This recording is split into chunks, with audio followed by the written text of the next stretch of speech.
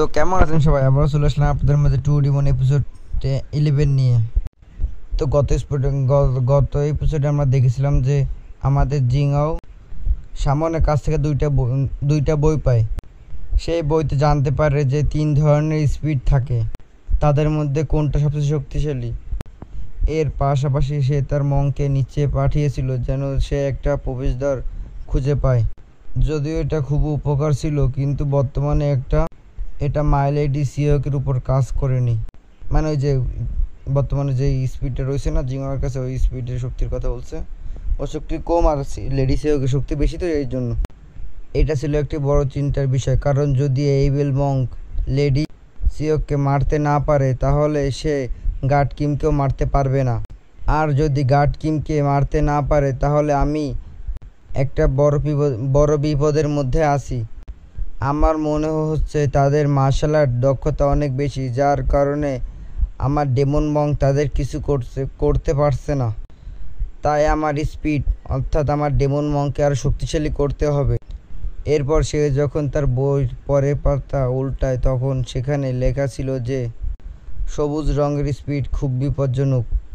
এই সবুজ স্পিডগুলো এত শক্তিশালী যে তা সহজে একজন মানুষের মার্শাল আর্টিস্টকে হারাতে পারে।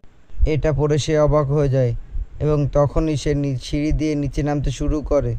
প্রথমে আমার প্যাকটিয়ারের সিল এবং সিক্রেট ম্যানুয়াল খুঁজতে হবে। সে দেখতে পায় নিচের চেম্বারটি অনেক গভীরে তৈরি করা, সিঁড়িগুলো শেষ হচ্ছে না যেন। সে ভাবে কে এত গভীরে এমন জায়গা বানিয়েছে, নিশ্চয়ই এখানে কোনো গোপন কিছু আছে। সেভাবে যদি আমি এখানে কোনো কিছু পেয়ে যাই তাহলে সেটা আমার অনেক কাজে লাগবে, কারণ এখন আমার ডেমন মঙ্ক গার্ড কিমের উপর কাজ করছে না। তাহলে আমার সিক্রেট ম্যানুয়াল দরকার হবে, যাতে আমি কিছু মার্শাল আর্টিস্ট ট্রেনিং নিতে পারি। তারপর সামনে একটা দরজা দেখা যায়। জিঙ্গাও সেই দরজা খোলে এবং ভিতরে প্রবেশ করে। ভিতরে ঢোকে সে দেখে 4টা দরজা আছে। সে বলে, আমার মনে হয় সেই ইভিল স্পিড বলছিল 4র্থ দরজার পেছনে সিক্রেট ম্যানুয়াল সিল আছে। তাই আমি সরাসরি 4র্থ দরজার দিকে যাচ্ছি, বাকি দরজাগুলো দরকার নাই। সে 4র্থ দরজা খুলে ভেতরে যায় এবং দেখে ভিতরটা একদম ফাঁকা, একটা বিশাল হলের মতো জায়গা। সে অবাক হয়ে যায়, এই জায়গা তো একদম খালি কেন। কিছুটা এগোনোর পর হঠাৎ তার একটা পা টাইলসের ওপর পড়ে যায়, যেটা প্রেস হয়ে যায়। সেটা ছিল একটা ট্র্যাপ। আর তখনই ওপর থেকে একটা বড় পাথর তার উপর পড়ে যায়। জিঙ্গা তাড়াতাড়ি জাম্প করে বেঁচে যায়। এর উপর পাশ থেকে তীর ছুঁড়ে আসে, সেইগুলো এড়িয়ে যায়। তার হাতে থাকা ল্যান্টন দিয়ে সে শেষ তীরগুলো ব্লক করে। এর পাশ থেকে একটা বড় কাঠ বেরিয়ে আসে, যা দড়িতে বাঁধা ছিল, এবং সেটাও তাকে আঘাত করতে আসে, কিন্তু সে আবারও জাম্প করে সেটা এড়িয়ে যায়। সেভাবে এখানে এত ট্র্যাপ রাখা হয়েছে। নিশ্চয়ই সিক্রেট ম্যানুয়াল খুব গুরুত্বপূর্ণ, কিন্তু আমার মনে হয় শুধু সিক্রেট ম্যানুয়ালের জন্য এখানে আরও গোপন কিছু আছে যা আমারও বেশি গুরুত্বপূর্ণ হবে। এরপর অনেক ট্র্যাপ এগিয়ে যায়। জিওন সামনে এগিয়ে যায় আর বলে, আজ আমাকে কেউ থামাতে পারবে না। আমি সব ট্র্যাপ পার হয়ে পৌঁছাবো। সব ট্র্যাপ পার হয়ে সে আরেকটা দরজার সামনে আসে এবং সেটা খুলে ভিতরে প্রবেশ করে। ভিতরে একটা লিভিং এরিয়ার মতো জায়গা। সে অবাক হয়ে যায়, এই আন্ডারগ্রাউন্ড জায়গাটা তো একদম একটা ঘরের মতো। কেউ কি এখানে থাকতো? একটা টেবিলের উপর কিছু জিনিস রাখা ছিল, সেভাবে এইগুলো দেখে মনে হচ্ছে এখানে কেউ থাকতো। সেই টেবিলের উপর একটা বক্স থাকে। জিঙ্গাও সেটা খোলে। বক্সের ভেতরে দুইটি বই ছিল। সিক্রেট ম্যানুয়ালগুলো আসলে কি সেটা আমাকে গোচ্যাং আমাকে বলছিল। এই সিক্রেট ম্যানুয়াল 2টি বই। এই বইতে রয়েছে এমন একটি কৌশল টেকনিক যা দিয়ে তোমার শরীরকে একেবারে শক্তিশালী একটা মার্শাল আর্টিস্ট হিসেবে তৈরি করতে পারবে। আর দ্বিতীয় হলো সোর্ড আর্ট। এই দুটি আমাদের পরিবারের প্রধান প্রজন্ম ধরে সিক্রেট টেকনিক হিসেবে ব্যবহার করা হয়েছে, যা শুধুমাত্র এই বই থেকে শেখা সম্ভব। তখন জিঙ্গাও এই দুটি বই তুলে নেয় এবং নিজের পকেটে রেখে বলে, এই বই দুটো আমি নিজের কাছে রাখছি। তারপরে সেভাবে, কিন্তু অদ্ভুত না যে শুধু দুইটা ম্যানুয়ালে, আর এই দুইটা ম্যানুয়ালই এত বিশাল ওয়েটিং চেম্বারে রাখা হয়েছিল, তাও এত হাই সিকিউরিটি দিয়ে। আমার মনে হচ্ছে এখানে এই ম্যানুয়াল ছাড়া আরও কিছু আছে। তারপর হঠাৎ করে তার চোখ পড়ে যায় সাইডে থাকা আরেকটি বক্সের উপর। সে বলে, ওই বক্স এখানে কি করছে? সে একটু এগিয়ে যায়, দেখে বক্সকে টেনে এনে রাখা হয়েছে, কারণ নিচে টানার দাগ দেখা যাচ্ছে। সে ভাবে, কেন এমন ভাবে এই বক্সকে টেনে রাখা হয়েছে। তারপর সে বক্সটির এক পা সরিয়ে দেয় আর অবাক হয়ে দেখে নিচে একটা সিক্রেট দরজা।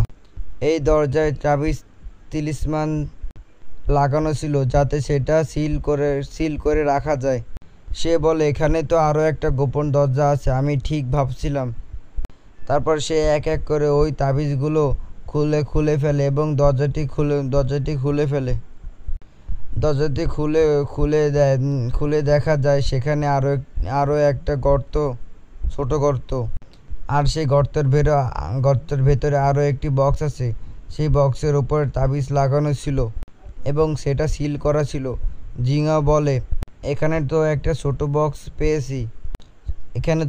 বক্স পড়ে আছে, যার উপর মিশরিয়ান চাম্পস লাগানো আছে, মানে যে মিশরীয় চাম্পস, মানে ওইগুলাই কীরকম।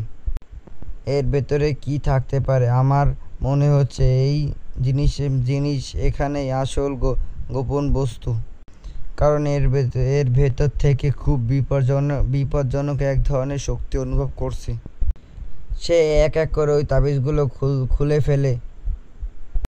যখন সে বক্সটি খুলে ফেলে তখন প্রচণ্ড শক্তিশালী ঢেউ বেরিয়ে আসে তার হাতে থাকা ল্যাম্পটি তখন আলো বুঝতে শুরু করে। সে অবাক হয়ে যায়, এটি কি হলো? ল্যাম্পের আলো হঠাৎ এত দুর্বল হচ্ছে আর কখনো উজ্জ্বল হচ্ছে কেন? তারপরে হঠাৎ করে লাইট নিভে যায় এবং পুরো জায়গা অন্ধকার হয়ে যায়। সেভাবে এখানে হঠাৎ করে এত অন্ধকার কেন হলো? তখন সে মনে করে, আসলেই তো আমি বক্স খুলে ফেলেছি। এখন দেখি এই বক্সের ভেতরে কি আছে।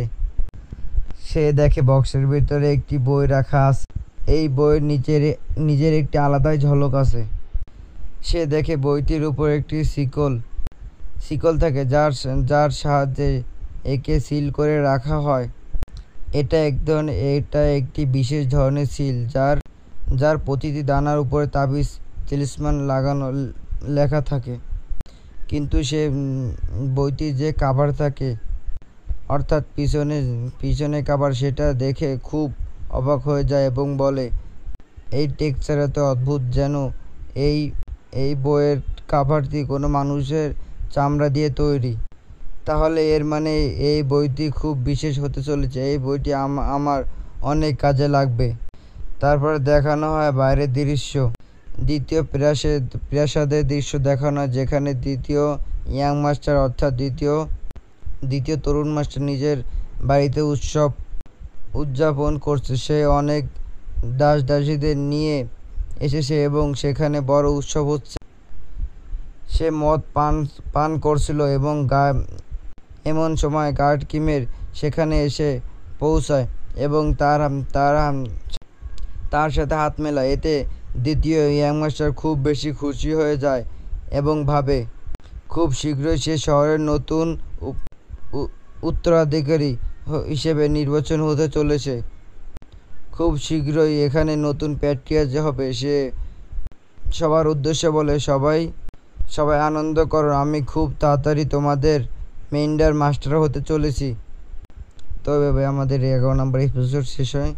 তো সবার কার কেমন কি ভালো লেগেছে সবাই একটু বলবেন, আর কোথায় কী সমস্যা সেটা একটু বলবেন, নতুন নতুন তো। আর সবাই একটু সাবস্ক্রাইব করে দিন।